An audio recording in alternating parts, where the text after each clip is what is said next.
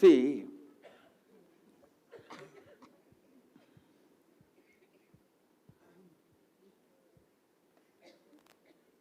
unless a thorough acid wash of the Shastras are done, do not imbibe any idea, because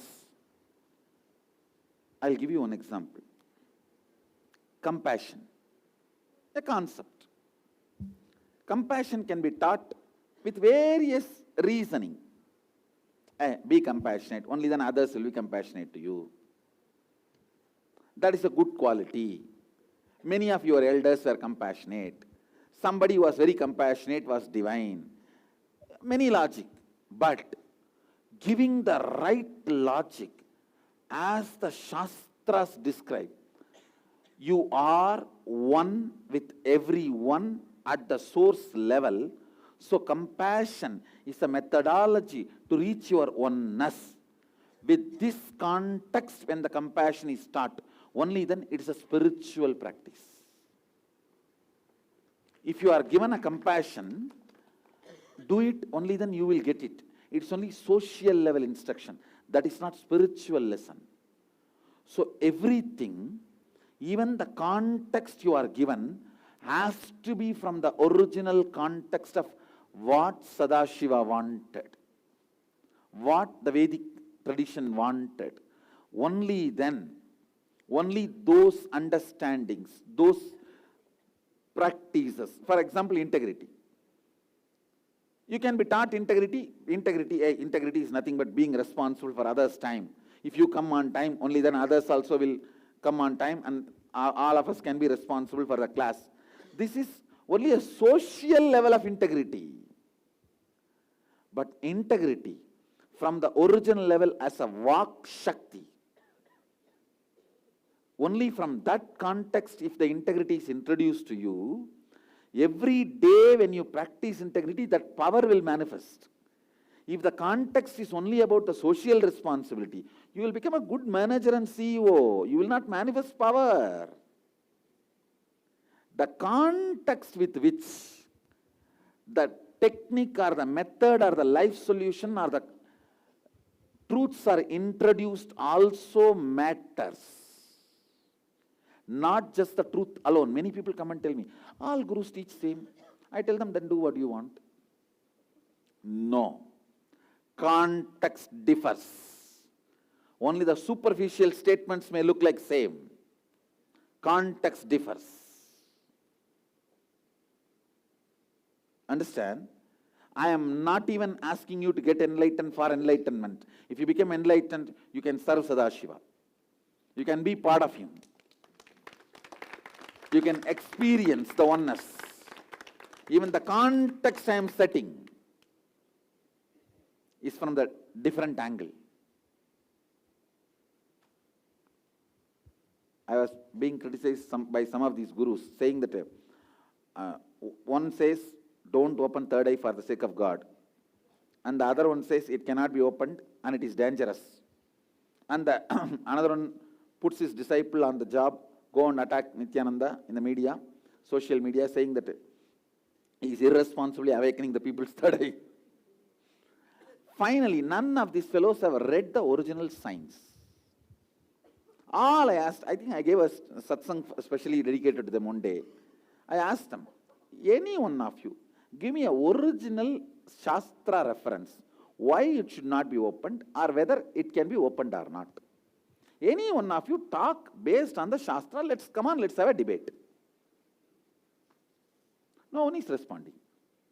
I sent them also a link. And I directly invited them. Let's have a friendly debate. You be in your place, I'll be in my place. Let's have two-way video conferencing. Friendly debate. Let's bring Atma Pramana and Shastra Pramana as the Pramanas. And analyze. I tell you, Shastra Pramana is too important if you want to be a teacher. If just your own enlightenment, Atma Pramana is enough.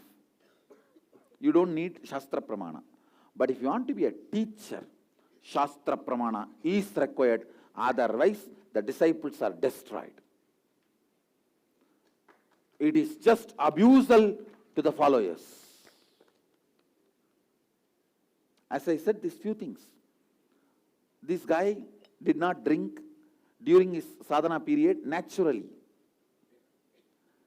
But he doesn't understand it is a requirement, technical requirement for certain practices.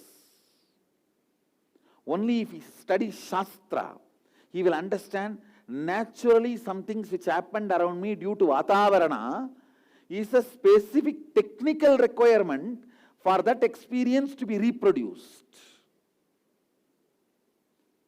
When I became enlightened, there are something which was because of my atmosphere, I did not even practice it purposely, or I am not even aware that I practiced it.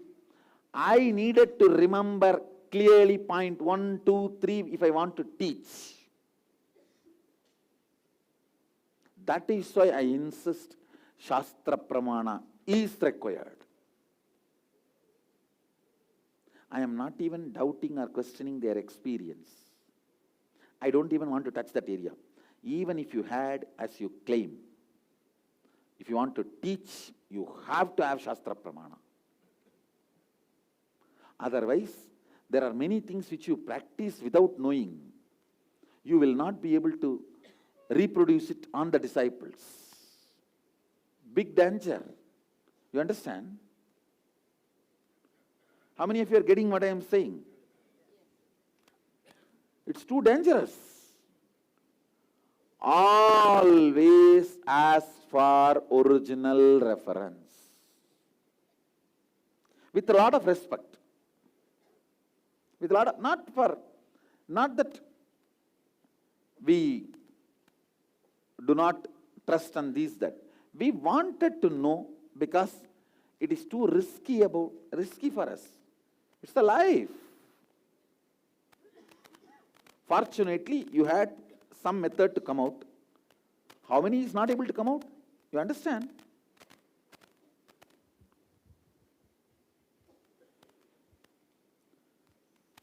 Enlightenment is good for them.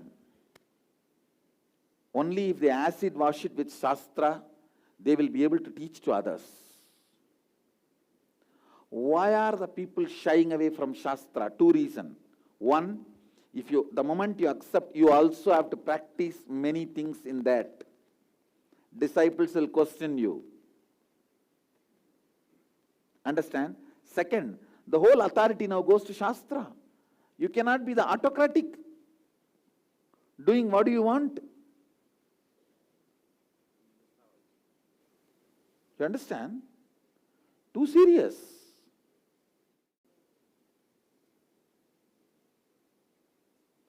So understand the danger. Always. Vedas and Agama, which is original Shruti in Hindu tradition, original Hinduism. Stand by the Veda, anything which stands the scrutiny of the Veda Agamas. Accept that and live it, enjoy it, celebrate it. If it does not stand the scrutiny, you don't need it, you have enough here itself. Why do we need it? We don't need it.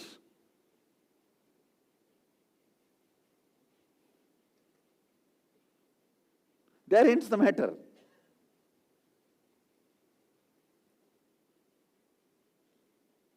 It is the most safest method. Most safest method. I can 100% with all my integrity, I can stand in front of Kalabhairava and tell, Prabhu, I have helped few people. If I have not, but I have not harmed anyone. I helped some. If some I have not helped means, but I have not harmed. Because I always stood with integrity with you. All the revelations you gave, I reflected back, acid washed back with your original words.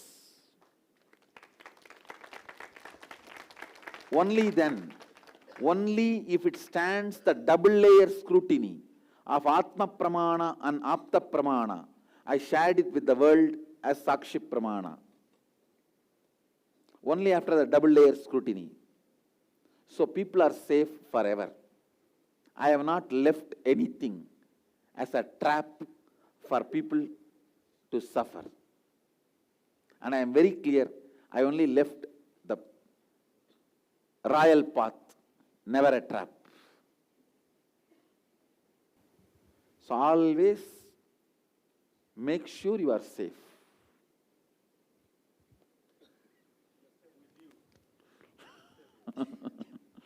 I understand.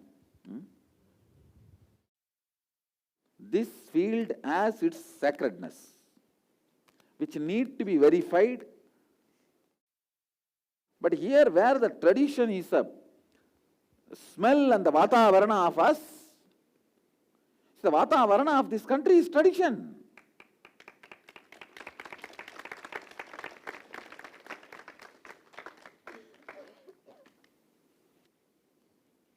Sometimes they openly disregard Shastras.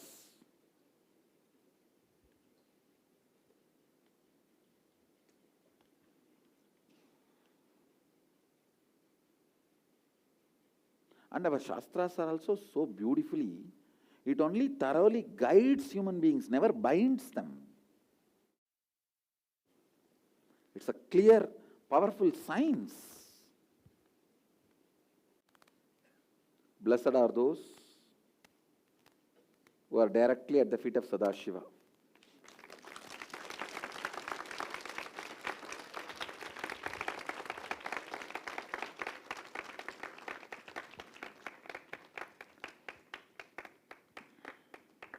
Yes, next question. Swamiji, Yes. here this side, left side. Mm.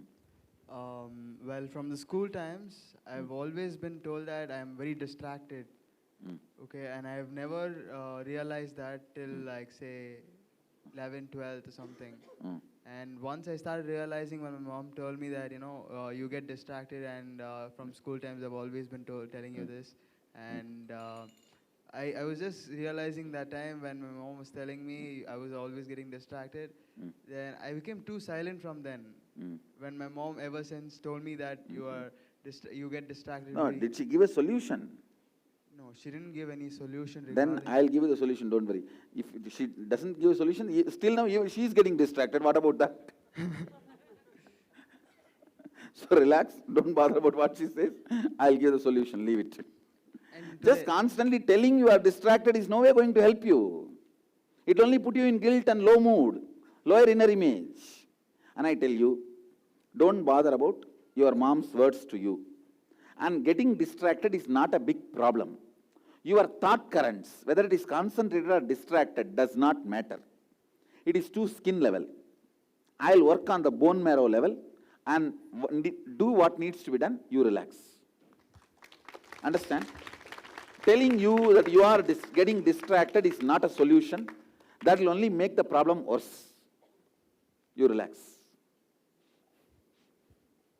Next. Hello, Swamiji. Right behind you. First of all, I want to say thank you for bringing me here. Because of my brother, I started following you.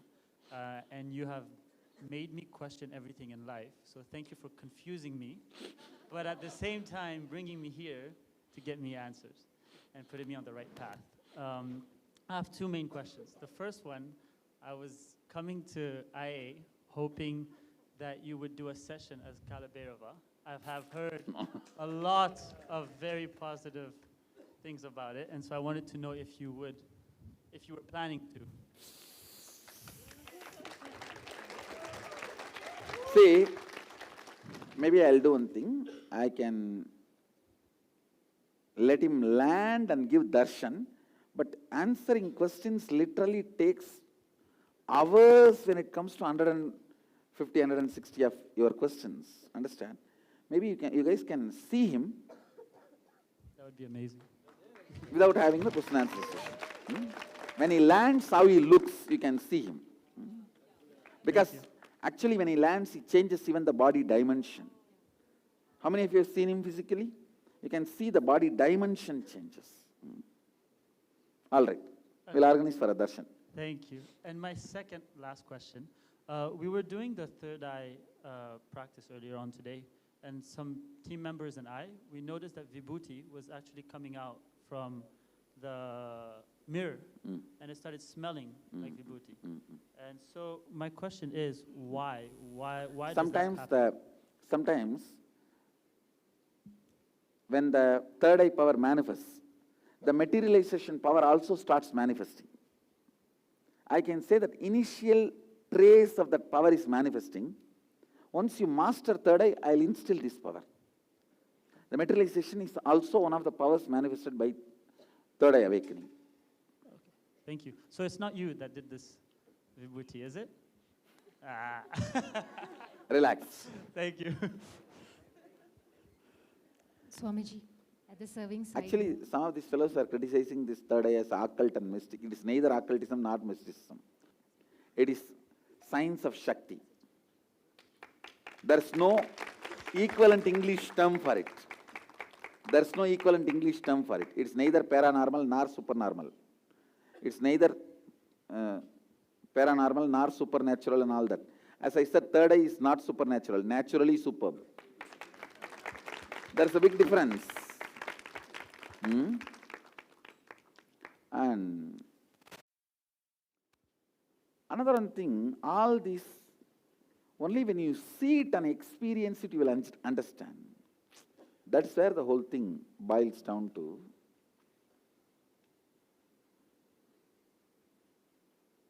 I'm so happy. I'm born in an Indian village and given a solid grounding of tradition. See, with the solid grounding of tradition, if you are doing the Guru's job, you are on a mission. Without the solid grounding, if you are doing Guru's job, you are on a profession.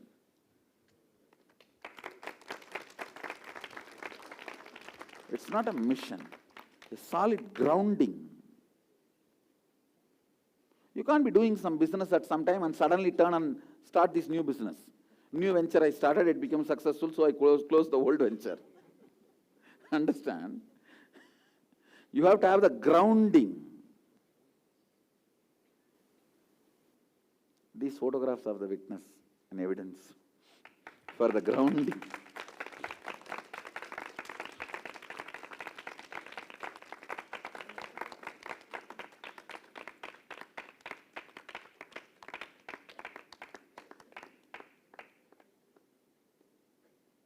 At least all you guys save yourself. Always, whosoever may be, whoever's experience it may be, have a second opinion of Shastras. Even doctors go for second opinion. Have the second opinion of Shastras. Nobody is more brilliant than our Vedic rishis and Sadashiva. They have done enough research, revealed enough material, not only for this generation, for the generations to come.